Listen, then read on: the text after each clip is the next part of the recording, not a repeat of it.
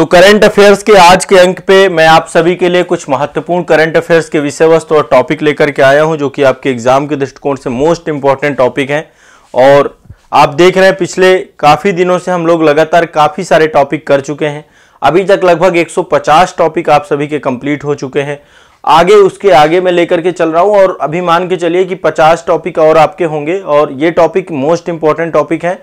आप सभी भी इसके अलावा एक मंथली मैगजीन भी वो वार्षिकांक आ चुका होगा, उसको भी ले लीजिएगा। जो आगामी एग्जाम दे रहे हैं, एक वार्षिकांक मतलब जो एक साल का रहता है। बाकी मेरे मास्टर वीडियो 5 देखने हैं लेटेस्ट, एक मास्टर वीडियो भी आपका जल्दी आ जाएगा। तो लेटेस्ट 5 मास्टर वीडियो देखने हैं। ये वाली क्लासेस सारी आप कर रहे हो, अभी इन सबको क्लब करके एक वीडियो बना दिया जाएगा, इंटायर वीडियो, तो वो आप एक बार जरूर देख लेना। इसी में उससे मैं फास्ट ट्रैक रिवीजन हो जाएगा, एग्जाम से पहले मैं उसको भी करवा दूंगा, दे दूंगा आप लोगों को, ठीक है। और बाकी कोई टेंशन नहीं लेनी है, बहुत अच्छे हैं, बहुत सिलेक्टिव टॉपिक है, बहुत इंपॉर्टेंट टॉपिक है, ठीक है। तो चलिए देखिए, जो यूनियन कैबिनेट है, आपकी केंद्रीय कैबिनेट है, उसके द्वारा इंडियन स्पेस पॉलिसी 2023 अप्रूव की गई है। क्या की गई है? अंतरिक्ष नीति 2023 हमारी अप्रूव हुई है। तो अंतरिक्ष कार्यक्रम के सुधारों को लेकर, अंतरिक्ष कार्यक्रम को और बेहतर करने के उद्देश्य से केंद्रीय मंत्रिमंडल के द्वारा सुरक्षा मामलों की जो समिति है केंद्रीय मंत्रिमंडल की, उसके द्वारा 6 अप्रैल को यह डिसीजन लिया गया है। 6 अप्रैल 2023 को क्या किया गया है? एक निर्णय लिया गया है, अंतरिक्ष नीति 2023 को मंजूरी दी गई है। क्या दी गई है? स्पेस पॉलिसी को मंजूरी दी गई है। तो अंतरिक्ष नीति 2023, ठीक है।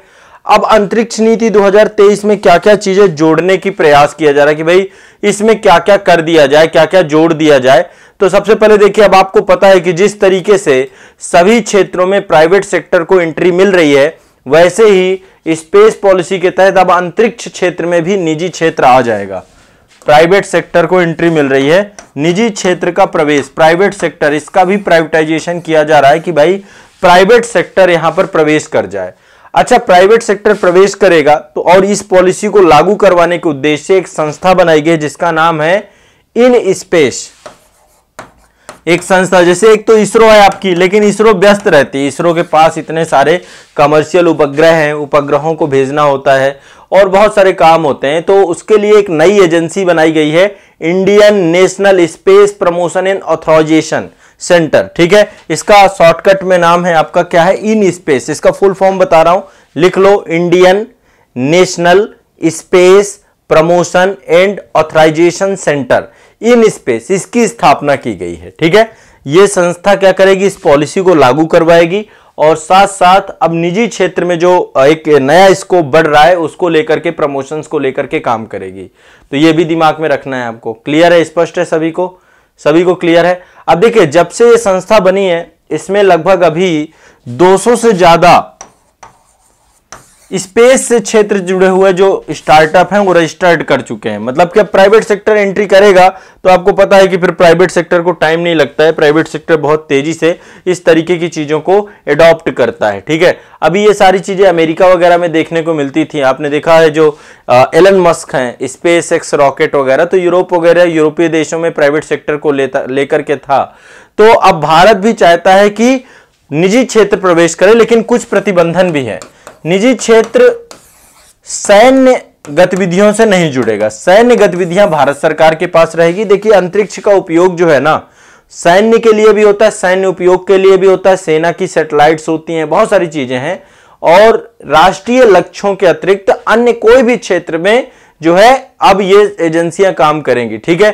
तो ये आप ध्यान रखिएगा, सैन्य क्षेत्र और राष्ट्रीय महत्व के किसी क्षेत्र में गवर्नमेंट की संस्था ही काम करेगी। इसरो कर रही है इसके लिए काम, सैन्य प्लस राष्ट्रीय महत्व की कोई भी अंतरिक्ष से जुड़ी हुई कार्य योजना है उसको हमें गवर्नमेंट ही अभी क्या करेगी? उसको कंट्रोल करेगी। बाकी सारी क्षेत्रों में प्राइवेट सेक्टर जाएगा। अब इससे क्या क्या होगा? इससे देखिए, एक तो अंतरिक्ष कार्यक्रमों में निजी क्षेत्र की हिस्सेदारी बढ़ जाएगी। दूसरा, जो भारतीय कंपनियों को उपग्रहों निर्माण को लेकर के काम है, तो उपग्रह बनने लग जाएंगे। अभी प्राइवेट उपग्रह भी भेजे गए हैं, निजी उपग्रह भेजे जाने लग जाएंगे। दूसरा, अंतरिक्ष पर्यटन को लेकर के काम करना चालू कर दिया जाएगा। अंतरिक्ष पर्यटन ये एक अपने आप में उभरता हुआ उद्योग बनेगा आने वाले समय में। अंतरिक्ष पर्यटन एक नया जो है ये उद्योग के तौर पे डेवलप होगा। तो अंतरिक्ष पर्यटन के कार्यक्रमों को लेकर के काम करना चालू कर दिया जाएगा, ठीक है। और नए सारे अंतरिक्ष अभियान चालू होंगे जो कि देश की प्रगति के लिए बहुत ही कारगर साबित होंगे। तो अंतरिक्ष नीति बनाने में देश ने पहली बार काम किया है। इससे पहले जो भी अंतरिक्ष नीतियां बनती थी सारा कुछ गवर्नमेंट अपने कंट्रोल में रहती थी। इस बार जो है पूरा का पूरा निजी क्षेत्र, निजी शिक्षण संस्थान, अंतरिक्ष से जुड़े हुए निजी शिक्षण संस्थान, अंतरिक्ष से जुड़े हुए नए नए स्टार्टअप, उन सब के लिए खोला गया है। संस्था बनाई गई इन स्पेस, जिसका नाम है international national space promotion and authorisation. In space इन सभी पॉलिसी को लागू करेगी और प्राइवेट सेक्टर के लिए काम करेगी। ध्यान रखना है। देखिए इसरो ज्यादातर काम क्या करता है, इसरो अभी जैसे एंट्रिक्स है, इसरो का एक जो है हिस्सा है एंट्रिक्स, वो बहुत सारे कमर्शियल जो विदेशी उपग्रह होते हैं उनको छोड़ने में काम लगता है, या फिर जो हमारे लॉन्च व्हीकल्स हैं उनको बेस्ट करने में काम लगता है। तो ऐसे में ये जो नई नीति है, इस नीति को जो है जो नई एजेंसी बनाई गई इन स्पेस, उसके द्वारा क्या किया जाएगा, इसका क्रियान्वयन किया जाएगा और अंतरिक्ष तकनीकी शोधों पर अपना ध्यान केंद्रित करने पे इसरो इत्मीनान से काम कर पाएगा, ठीक है। क्योंकि अभी अंतरिक्ष में इसरो को बहुत काम करना बाकी है, तो ये आपको दिमाग में बैठा के रखना है। क्लियर है, स्पष्ट है। तो आने वाला भविष्य अंतरिक्ष में होने वाला है। अभी आपको पता होगा भारत की एक कंपनी थी स्काई रूट, आप सभी को पता होगा, उसका एक पहला जो रॉकेट था विक्रम-1 निजी कंपनी का रॉकेट था और इस जो है विक्रम-1 को अभी प्रक्षेपण किया गया था। तो पहली बार इसरो के लॉन्च पैड से विक्रम-1 जो आपका था उसका क्या किया गया, प्राइवेट उपग्रह, निजी उपग्रह था आपका विक्रम-1। ये पहला उपग्रह आपका क्या था, निजी उपग्रह था और इसको इसरो ने अभी लॉन्च किया था। तो अब धीरे धीरे आप समझ पा रहे होंगे कि एक बहुत बड़ी उपलब्धि बनने जा रही है। आने वाले कुछ ही वर्षों में हम देखेंगे कि बहुत तेजी से काम किया जाएगा। इसके अलावा अंतरिक्ष में अंतरिक्ष एक इंजन भी अभी अंतरिक्ष के लिए जो है लिक्विड इंजन भी जो है हाल ही में एक प्रक्षेपण किया गया था, उसके बारे में भी प्रयोग चल रहा है, परीक्षण चल रहा है। अग्निकुल नाम है उसका, ठीक है। लिक्विड इंजन जो है बनाया गया है अग्निकुल, ये भी आपकी प्राइवेट संस्था के द्वारा बनाया गया है, निजी संस्था के द्वारा बनाया गया है। तो अब क्या होगा, जैसे कि अभी इसरो ने बनाए हैं, अब बहुत सारी प्राइवेट संस्थाएं आकर के काम करेंगी, ठीक है। क्लियर है, स्पष्ट है, ठीक। और अभी एंट्रिक्स काम करती है, न्यू स्पेस इंडिया लिमिटेड, ये पूरी तरीके से व्यापारिक संस्थान के तौर पे इसरो का काम करती है। क्लियर है, एक क्वेश्चन ये वाला आपको आएगा तो पूरा ध्यान रखिएगा। अब नेक्स्ट अगला चलते हैं। ये आप देख रहे हैं अभी जीआई टैग को लेकर के एक न्यूज थी। मैंने वैसे इस करंट अफेयर्स की क्लास में जीआई टैग्स के बारे में चर्चा की है, भौगोलिक संकेतकों के बारे में चर्चा की है, लेकिन अभी भारत सरकार के द्वारा मार्च 2023 में 31 मार्च को ही जीआई टैग दिए गए हैं और सबसे ज्यादा जीआई टैग 2022-23 में दिए गए हैं ये।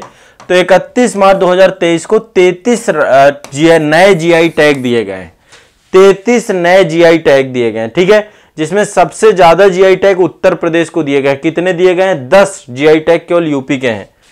यूपी के कितने हैं, 10 जीआई टैग। तो अकेले यूपी को सबसे ज्यादा दिए गए। वैसे भी यूपी का भारत में सबसे ज्यादा जीआई टैग यूपी के पास है। भौगोलिक संकेतक जो है सबसे ज्यादा भारत के उत्तर प्रदेश के पास है, ठीक है। तमिलनाडु को शायद 11 मिले हैं ना, हाँ तमिलनाडु को मिले हैं, तमिलनाडु को 11 मिले हैं और यूपी को 10 मिले हैं, हाँ। लेकिन तब भी यूपी नंबर 1 में है, लगभग 45 जीआई टैग हो चुके हैं यूपी के। तो इसमें मैं एक बार लिस्ट भी आपको दिखाऊंगा, ठीक है। जीआई टैग को आप सभी जानते हैं, एक भौगोलिक पहचान होती है जीआई टैग। एक मिनट, हाँ देखो जीआई टैग क्या है। जीआई टैग जो है आपका कृषि से संबंधित, प्राकृतिक या विनिर्मित, ये तीनों चीजें हो सकती हैं। एग्रीकल्चर से जुड़ी हुई चीज हो सकती है, या नेचुरल कोई भी चीज, या फिर बनाई हुई कोई भी चीज। वस्तुओं के लिए प्रदान किया जाता है जिसमें कोई अनूठे गुण हो, ऐसे गुण वो कहीं और नहीं पाए जा रहे हो, ख्याति हो उसकी, मतलब वो प्रसिद्ध भी होनी चाहिए, और भौगोलिक उद्भव के कारण जुड़ी हुई हो, मतलब कि किसी स्थान से जुड़ी हुई हो, कोई पर्टिकुलर स्थान की विशेषताओं को लेकर के जुड़ी हुई हो, ठीक है। तो इंटेलेक्चुअल प्रॉपर्टी अधिकार को लेकर के जो आपका ये एक तरीके का जीआई टैग क्या होता है, एक बौद्धिक संपदा अधिकार होता है, इंटेलेक्चुअल प्रॉपर्टी राइट होता है, और इसी के तहत जो है इसको रजिस्टर्ड करते हैं।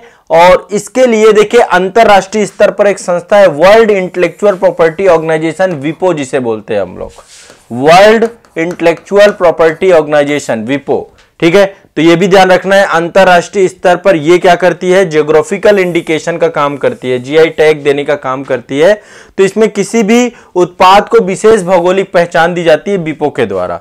तो जीआई टैग भारत में कौन देता है, वाणिज्य मंत्रालय के अंतर्गत एक डिपार्टमेंट बनाया गया है, department of industry promotion and international trade, ये एक संस्था बनाई गई। विश्व में कौन देता है, वर्ल्ड इंटेलेक्चुअल प्रॉपर्टी ऑर्गेनाइजेशन विपो, ठीक है।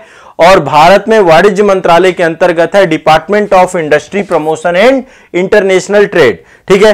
तो जीआई टैग के पंजीकरण को वस्तुओं को के भौगोलिक संकेतक पंजीकरण संरक्षण अधिनियम है, 1999 में यह अधिनियम बना था। इस अधिनियम के अंतर्गत ही आपके जीआई टैग दिए जाते हैं। अब जब एक बार किसी भी जो है किसी को भी जीआई टैग मिलता है तो 10 वर्ष के लिए वो मान्य होता है, 10 वर्ष के लिए पंजीकरण होता है, 10 वर्ष बाद फिर से पंजीकरण जरूरी होता है, अगेन पंजीकरण जरूरी होता है। तो अभी उत्तर प्रदेश को 10 मिले हैं, तमिलनाडु को 11 मिले हैं, जम्मू कश्मीर को 8 मिले हैं, एमपी, लद्दाख, बिहार, छत्तीसगढ़ को 1 मिले हैं। टोटल 33 उत्पादों को दिए गए हैं क्या है, जीआई टैग, ठीक है। अब देखिए यूपी के कौन कौन से, एक तो बनारस का पान है, ठीक है, जीआई टैग है। रामनगर का भाटा है, रामनगर में बैगन भाटा। मैं थोड़ा सा फास्ट आपको 33 के 33 याद करा देता हूं ताकि एक बार देख लेना, बस एक बार रफली देख लो, बहुत ज्यादा परेशान नहीं होना इसमें। देखो जीआई टैग क्या है, एक भौगोलिक संकेतक है और उत्तर प्रदेश में 10 मिले हैं इस बार और यूपी में सबसे ज्यादा है, ठीक है। जीआई टैग यूपी में सबसे ज्यादा है, ध्यान रखिएगा, सबसे ज्यादा है। सबसे पहला भारत में जीआई टैग मिला था दार्जिलिंग चाय को। किसको मिला था, दार्जिलिंग चाय को, पश्चिम बंगाल को। पहला, सबसे पहला किसको मिला है, दार्जिलिंग चाय, दार्जिलिंग चाय, वेस्ट बंगाल, एग्रीकल्चर के क्षेत्र में है आपका, ये जुड़ा हुआ है। तो यूपी में जो 10 मिले हैं, बनारस पान, रामनगर भाटा, बनारस का लंगड़ा आम है आपका, आम आप सभी जानते हैं, हाथरस की हींग है, सजर पत्तर क्राफ्ट है, आदम चीनी चावल है, मुजफ्फरनगर का गुड़ है, अलीगढ़ का ताला है, प्रतापगढ़ का आंवला है, ठीक है। इसके बाद बखीरा ब्रॉस वेयर है, नगीना में लकड़ी का शिल्प होता है, ठीक है। ये आपके टोटल 10 हैं, बनारस पान, रामनगर का भाटा, बनारस लंगड़ा आम, हाथरस हींग, सजर पत्थर क्राफ्ट, आदम चीनी चावल, मुजफ्फरनगर का गुड़, अलीगढ़ का ताला, प्रतापगढ़ का आंवला, बखीरा ब्रॉसवेयर, ठीक है, तांबे के जो बनते हैं आपके। और दूसरा आपका है नगीना के लकड़ी के शिल्प। नगीना जगह है आपकी, ये मुरादाबाद से आगे पड़ता है, ठीक है। नेक्स्ट है तमिलनाडु। तमिलनाडु में ये है आपका 11 मिले हैं तमिलनाडु को टोटल। मनप्पन राई मुरुक्कू, कुंबन पैनर अंगूर, मारतंड शहद, ऊटी वर्की। अब ये आपको समझ में नहीं आएंगे, मिट्टी के बर्तन हैं।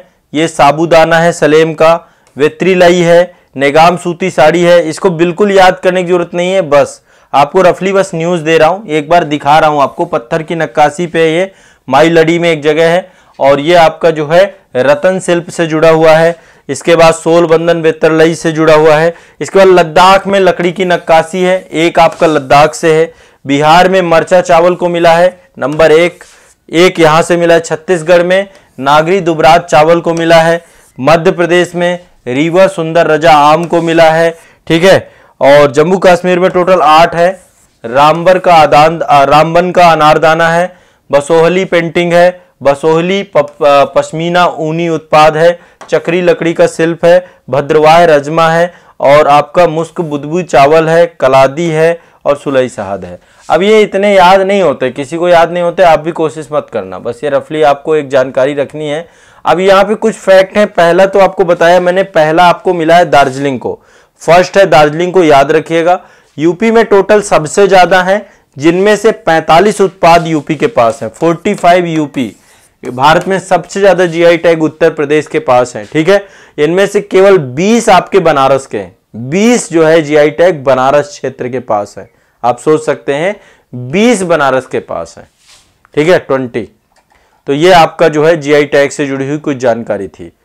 क्लियर है जीआई टैग के बारे में, स्पष्ट है सभी को, कोई दिक्कत तो नहीं है। बाकी इससे पहले की क्लास में मैंने जीआई टैग के बारे में आपको ऑलरेडी लिखवाया था, उसको एक बार आपको देख लेना है। क्लियर है, चलिए आगे चलते हैं। नेक्स्ट, एक विदेशी यात्रा हुई है आपके, जर्मनी के चांसलर भारत आए थे। इसको भी जानना जरूरी है क्योंकि देखो क्वेश्चन पूछता रहता है।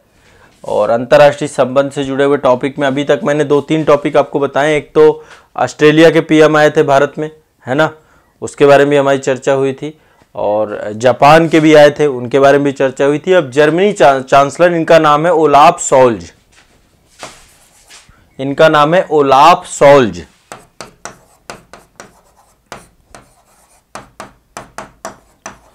ओलाफ शोल्ज महोदय जी कहां आए थे? भारत का दौरा हुआ था इनका। कब आए थे ये आपके 25 से 26 फरवरी के लिए आए थे। 26 फरवरी 2023 में भारत आगमन हुआ था। ये जर्मनी के चांसलर हैं। कौन है? जर्मनी के चांसलर। वहां पे पीएम पोस्ट जो है आपकी चांसलर के तौर पे है। तो प्रधानमंत्री नरेंद्र मोदी जी के द्वारा बात हुई उनके साथ, प्रतिनिधि के स्तर की वार्ता हुई और बस अब वही सारी चीजें हैं। अब देखो जहां पे बस एक ही बात आती है कि नवाचार के क्षेत्र में काम करने के लिए, प्रौद्योगिकी के क्षेत्र में काम करने के लिए, तो एक विजन डॉक्यूमेंट आपका हस्ताक्षरित किया गया है प्रौद्योगिकी और उसको लेकर के। इसके बाद दोनों देशों के द्वारा ग्रीन हाइड्रोजन पर सहयोग करने के लिए काम किया गया है। Indo German hydrogen task force बनाई गई है। अब देखो ग्रीन हाइड्रोजन अल्टरनेटिव एनर्जी के तौर पे हाइड्रोजन पे काम किया जा रहा है, तो इसको लिए एक टास्क फोर्स बनाई गई है, Indo German green hydrogen task force. इसका गठन 2022 में इसे किया गया था। तो इसको क्या किया गया है? अंतिम रूप दिया गया है। इसके अलावा Germany Indo Pacific ocean initiative में शामिल हो चुका है। IPOI Indo Pacific ocean initiative में यहां पर शामिल हो गया है। तो इस तरीके से कई सारे मुद्दों पर चर्चा हुई है। ग्रीन हाइड्रोजन को ध्यान रखना है, ग्रीन हाइड्रोजन पे जो है एक दूसरे के साथ दोनों ने चर्चा की है। इसके अलावा बहुत सारी चीजें हैं कि COP26 में भारत और जर्मनी जलवायु लक्ष्य को 2030 तक समाप्त होने वाले हैं। तो दोनों देशों ने इनको प्राप्त करने के, अपने लक्ष्यों को प्राप्त 2030 में करने के लिए जो है प्रयास किया है। और कई सारे देशों के साथ जो इनकी योजनाएं चल रही हैं उनके लिए बात की है। तो ये आपको ध्यान रखना है, बहुत सिंपल सा, कि ये भारत आए थे, ये जानकारी होनी चाहिए। कब आए थे ये मैंने आपको बता दिया। अगला देखिए, ये आपका टेक्नोलॉजी हब है, इसको हम टी हब बोलते हैं। टेक्नोलॉजी हब कहां पर अवस्थित है आपका? ये टी हब हैदराबाद में अवस्थित है। कहां पे? हैदराबाद में। रात में कुछ ऐसे दिखता है, आप देख सकते हैं। कहां अवस्थित है आपका? ये हैदराबाद में टेक्नोलॉजी हब है। ठीक है, टेक्नोलॉजी हब। अब इसके बारे में ध्यान रखिएगा, भारत का अग्रणी नवाचार और स्टार्टअप ये प्लेटफॉर्म है। क्या काम है इसका? नवाचार करना और स्टार्टअप्स, नए स्टार्टअप को लेकर के कार्य योजना।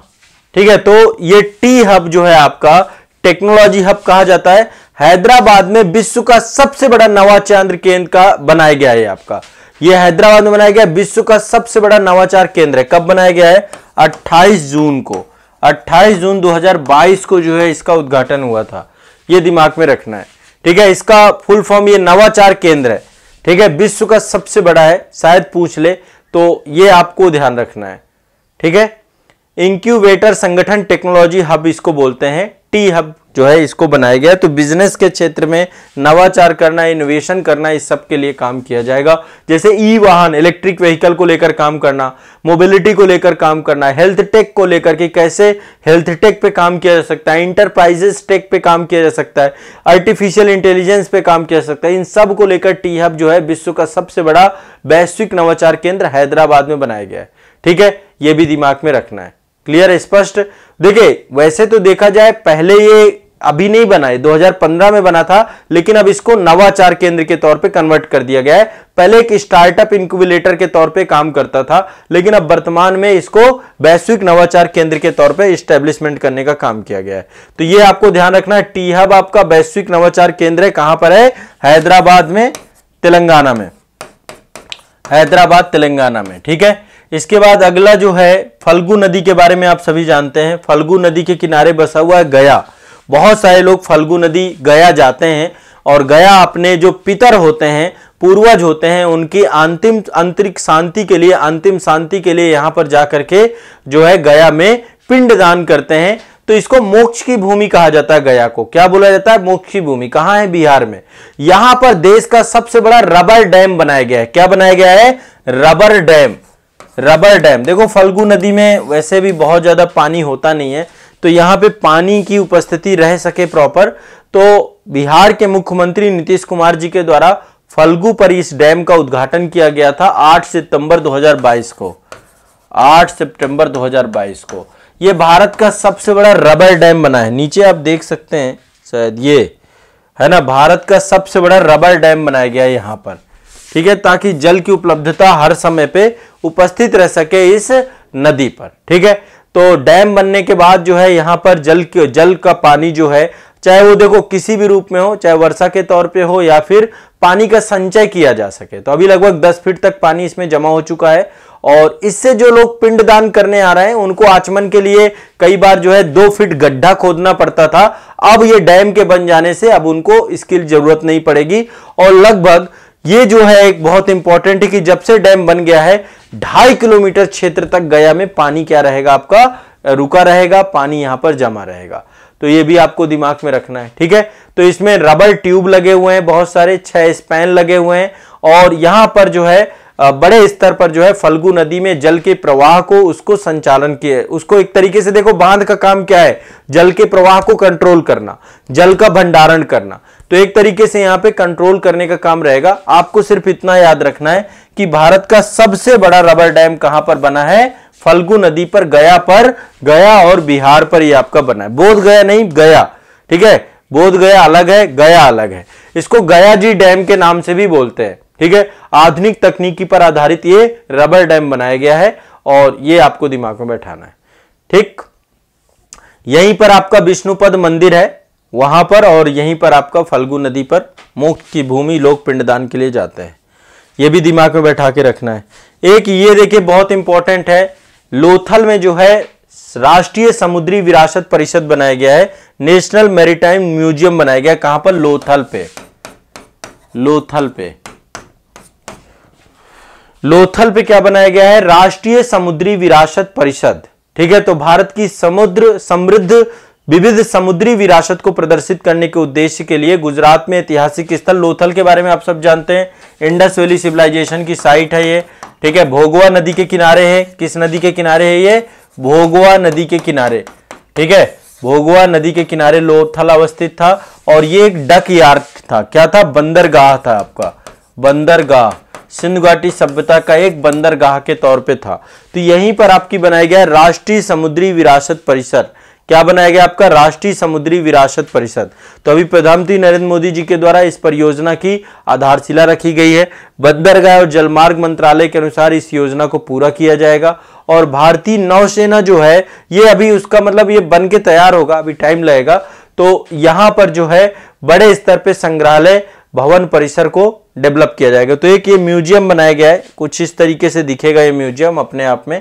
तो ये जो भारत की समुद्री विविधता है उसको इसमें रहेगा। तो ये भी देखो बड़े स्तर पे एक तरीके से आपका टूरिज्म को विकास देगा।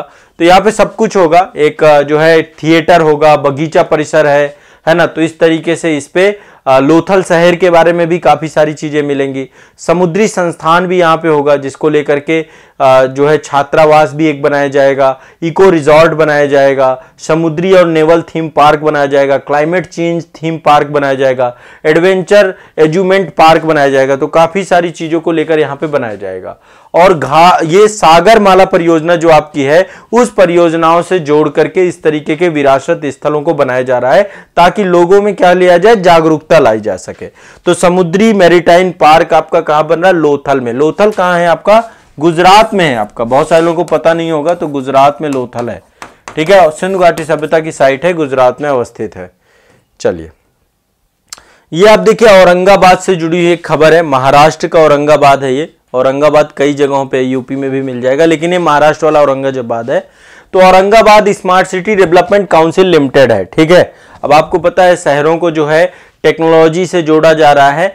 तो इस औरंगाबाद स्मार्ट सिटी के द्वारा जो है औरंगाबाद जो है स्मार्ट सिटी डेवलपमेंट काउंसिल के द्वारा औरंगाबाद को गूगल का जो एक प्लेटफॉर्म है आपका environmental insight explorer, environmental insight explorer, ठीक है, EIE। इसमें जो है पूरा यातायात का जितना भी डेटा है उस पूरे डेटा को प्रकाशित कर दिया गया है और इस प्रकार से डेटा प्रकाशित करने वाला यह देश का पहला शहर बन गया है, ठीक है, पहला स्मार्ट सिटी के तौर पे बन गया है।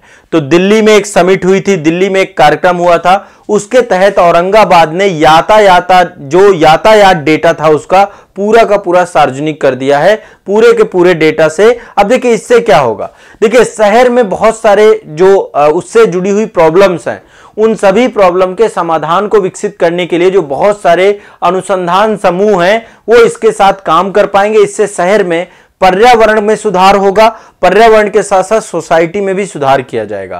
तो ये आपका एक जो है एक प्रोग्राम चालू किया गया गूगल के द्वारा, ठीक है, गूगल के द्वारा एक प्रोग्राम चालू किया गया रेस टू जीरो, और इसके तहत जो है ये पूरा का पूरा औरंगाबाद देश का पहला शहर बना है जो अपने पूरे यातायात डेटा को सार्वजनिक कर चुका है।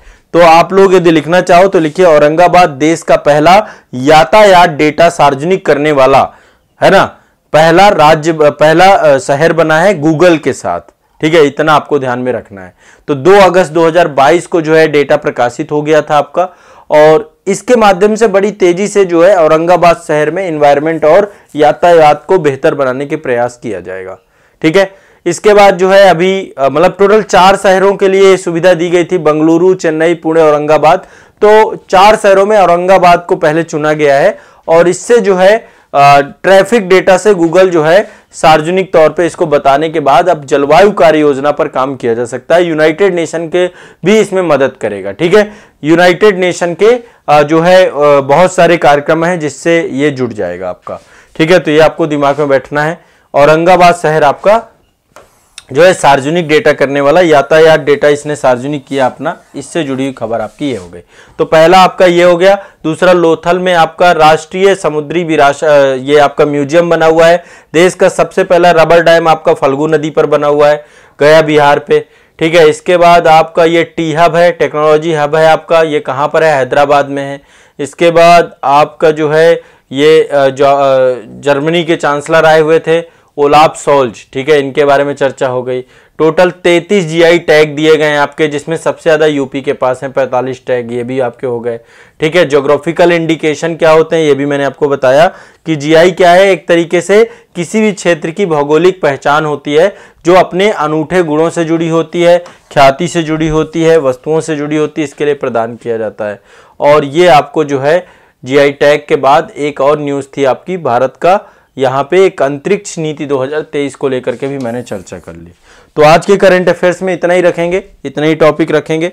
पुराना जितना पढ़ा है उसको रिवीजन जरूर करिएगा, और जो रिवीजन से भागेगा उसको देखिए फिर क्या फायदा होगा। रिवीजन भी साथ साथ करते जाना है, आधे 1 घंटे लगा के पुराने को भी याद करते जाना है, बस इतना करते चले जाओ, फिर कोई टेंशन नहीं है, फिर आपको करंट अफेयर्स से डर नहीं लगेगा, ठीक है।